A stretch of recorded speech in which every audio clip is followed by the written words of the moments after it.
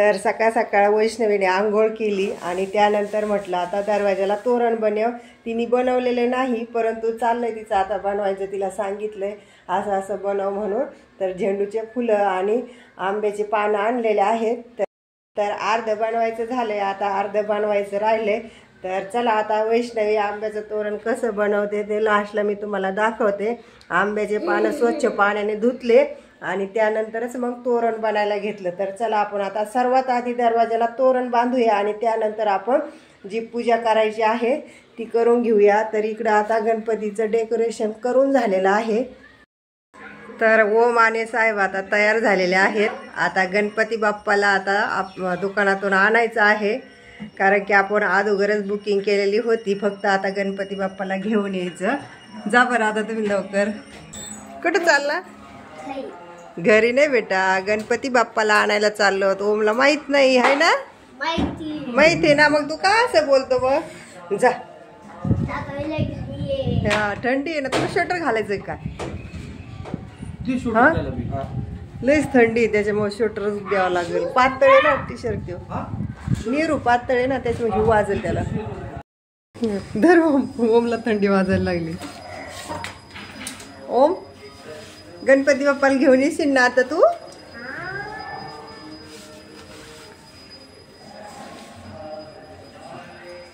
घाले लवकर. बाय बेटा. हाय हॅलो नमस्कार सर्व गोडताईंना, दादांना, काकांना आणि काकूंना आणि छोट्याशा चिमुकल्यांना मी रुक्मिणी अगदी मनापासून स्वागत करीत आहे. तर आज संकष्टी चतुर्थी आहे. तुम्हा सर्वांना संकष्टी चतुर्थीच्या खूप खूप शुभेच्छा. तर आज आपल्या घरी गणपती बाप्पाचं आगमन होणार आहे, त्यासाठी येथे आपण उंबरठा लेपन करायला घेतलेलं आहे. तर आपण इतर वेळेस उंबरठा लेपन करतो, परंतु आज स्पेशल दिवस आहे, तो म्हणजे आपले लाडके गणपती बाप्पा आपल्या घरी येणार आहे. त्यासाठी आपण येथे उंबरठा लेपन करून घेतलेलं आहे. तर आपले लाडके गणपती बाप्पा आलेले आहेत आणि ओम आणि साहेबांचे पाय धुवायचे आणि त्यानंतर गणपती बाप्पावरून एक भाकरीचा तुकडा ओवाळून टाकून द्यायचा आहे.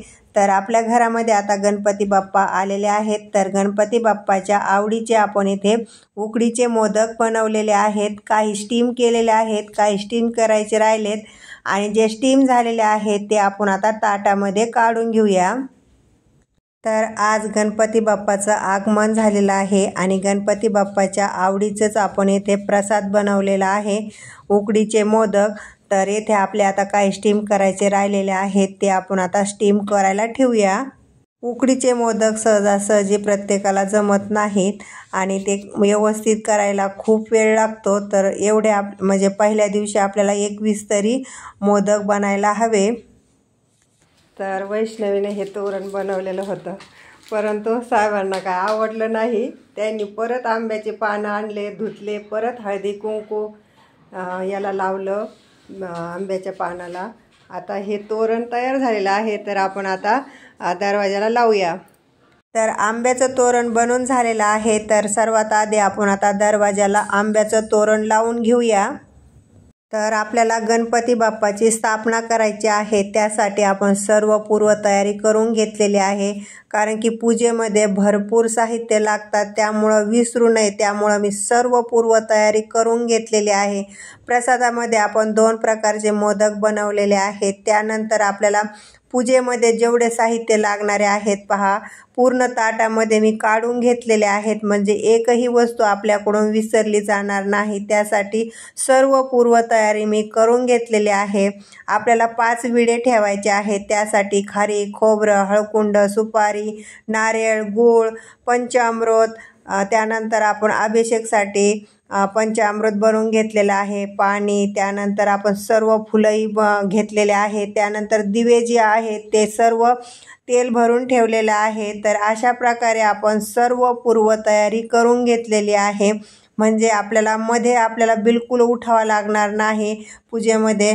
तर अशा पद्धतीने जर पूर्वतयारी जर आपण करून घेतली तर एकही वस्तू विसरून राहत नाही. प्रसादामध्ये आपण 2-3 प्रकारचे प्रसाद बनवलेले आहेत. तर चला आपण आता पूजेला सुरुवात करूया. संकष्टी चतुर्थीनिमित्त तुम्ही आपल्या मित्रांना, मैत्रिणींना किंवा प्रियजनांना संकष्टी चतुर्थीच्या हार्दिक शुभेच्छा. बाप्पा तुम्हाला सुख, समृद्धी, यश आणि आरोग्य देतो किंवा विघ्नहर्ता गणपती बाप्पा तुमच्या सर्व समस्या, संकटे दूर करतो असेही शुभेच्छा संदेश पाठवू शकतात. विघ्नहर्ता गणपती बाप्पा तुम्हाला आयुष्यात यश, आरोग्य आणि भरभराटीचे आशीर्वाद देवो. विघ्न निवारण बाप्पा तुमच्या सर्व चिंता दूर करो. संकष्टी चतुर्थीच्या शुभेच्छा. संकष्टी चतुर्थीच्या हार्दिक शुभेच्छा. गणपती बाप्पा तुमच्या मनातील सर्व मनोकामना पूर्ण करतील आणि तुम्हाला नेहमी सुख, समृद्धी, ऐश्वर्य, शांती आणि आरोग्य लाभो हीच बाप्पाच्या चरणी प्रार्थना. श्री गणरायाचे पूजन करून नव्याने कामाला सुरुवात करण्याची परंपरा आहे. भाविक गणरायाची पूजा करून आपल्या समस्या, संकटे दूर होण्यासाठी प्रार्थना करतात. संकष्टी चतुर्थीच्या तुम्हा सर्वांना खूप खूप शुभेच्छा. ओम गणगणपते नमः. ओम गणगणपते नमः. श्री सिद्धिविनायक नमो नमः. अष्टविनायक नमो नमः. गणपती बाप्पा मोरया. संकष्टी चतुर्थीच्या हार्दिक हार्दिक शुभेच्छा. तर गणपती बाप्पाची आपण येथे स्थापना केलेली आहे. त्यानंतर आपल्या जे घरामधला जो गणपती छोटा असतो त्याही गणपतीची आपल्याला स्थापना करायची आहे. अक्षदा, त्यानंतर हळदी कुंकू टाकलेला आहे. त्यानंतर आपण त्या अक्षदावरती गणपती बाप्पाची आपण इथे स्थापना केलेली आहे. संकष्टी चतुर्थीचा आपण थोडासा इतिहास जाणून घेऊया. गणपतीच्या जन्माशी आणि गणपतीला संकटातून वाचवण्याशी जोडलेला आहे. संकष्टी या शब्दाचा अर्थ संकटाचा नाश करणे असाही होतो आणि ही तिथी गणेशाला समर्पित आहे. या दिवशी भक्तजन उपवास करून गणेशाची पूजा करतात आणि चंद्र दर्शनानंतर उपवास सोडतात, ज्यामुळे त्याने सर्व संकटे दूर होतात अशी ही श्रद्धा आहे. गणेशाला समर्पित संकष्टी चतुर्थी हा हिंदू चंद्र दिनदर्शिकेनुसार प्रत्येक महिन्याच्या कृष्ण पक्षातील चौथ्या दिवशी येणारा एक पवित्र दिवस आहे, जो भगवान गणेशाला समर्पित आहे. याला संकटहार किंवा चतुर्थी असेही म्हणतात, कारण या दिवशी गणपतीची पूजा केल्याने सर्व संकट आणि अडचणी दूर होतात.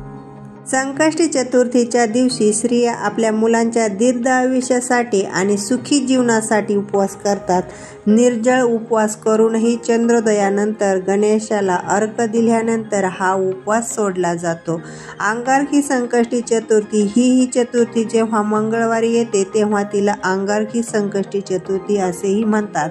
तर आपल्याला कलश स्थापना करायची आहे. त्यासाठी आपण कलशावरती सर्वात आधी स्वास्तिक काढून घ्यायचं किंवा 5 बोटं कुंकाचे खालून वरती ओढायचे आहेत. तर आपण आता गणपती बाप्पाला पाटावरती ठेवलेला आहे. अजूनही कपडा आपण अजून काढलेला नाही, कारण की आपल्याला कलश स्थापना करायची आहे. त्यामुळं तर पहा, कलश स्थापना करण्यासाठी येथे आपण काही अक्षदा घेतलेल्या आहेत. अक्षदावरती आपण हळदी कुंकू टाकायचं आहे. त्यानंतर कलशामध्ये शुद्ध पाणी टाकायचं आहे. त्या पाण्यामध्ये आपण रुपयाचं कॉईन, फूल, अक्षदा, त्यानंतर आपण एक सुपारी टाकायची आहे आणि आपण कलश स्थापना करायची आहे. यामध्ये गंगाजल टाकू शकतात किंवा गोमूत्रही टाकू शकतात. त्यानंतर आपण 5 पानं घेतलेले आहेत. ते पानंही आपण या कलशामध्ये ठेवायचं आहे. त्यानंतर आपण इथे नारळ घेतलेला आहे. ते नारळ आपण आता कलशामध्ये ठेवलेला आहे. कॉटनचा धागाही घेतलेला आहे. अशा प्रकारे आपण आता हळदी कुंकू लावून घ्यायचं आहे. कलश स्थापना येथे आपली आता करून झालेली आहे आणि आपण इकडे गणपती बाप्पाची ही स्थापना केलेली आहे.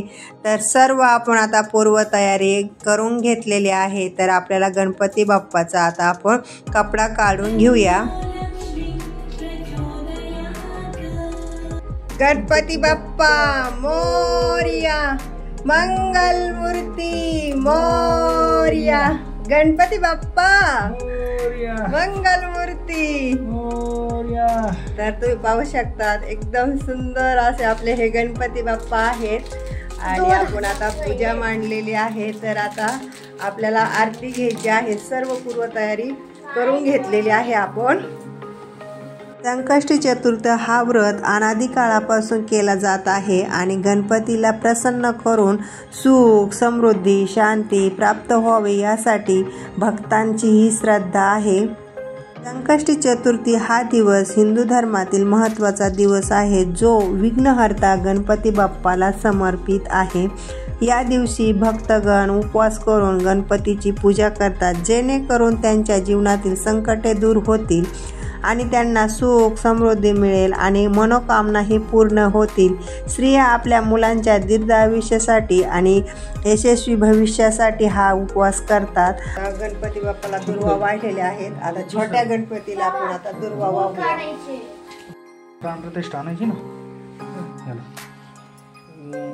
गण गणपते नमः। ओम गण गणपते नमः।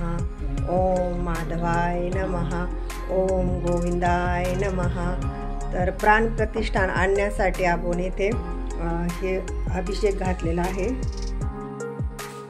तर छोटा आपला गणपती आहे, त्यालाही आपण आता दुर्वा वाहून घेतलेले आहे। तर आपल्याला आरती घ्यायची आहे, त्यासाठी आपण आता सर्व दिवे लावून घेऊया।